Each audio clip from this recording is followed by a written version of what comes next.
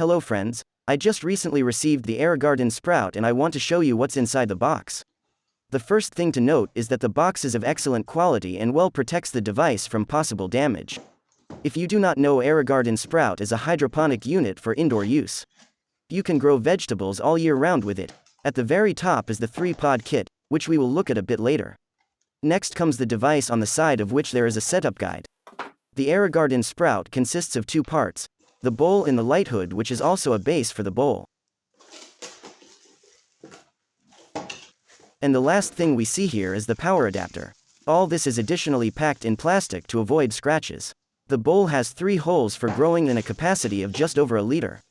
Aerogarden sprout is one of the smallest hydroponic systems on the market.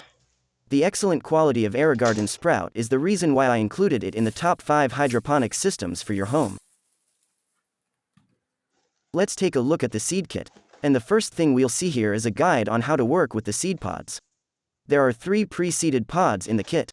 I got dill, parsley, and basil. Next is a 100 milliliter bottle of plant food. There are also 3 growing domes. That's it for me. I wish you all the best and see you all again.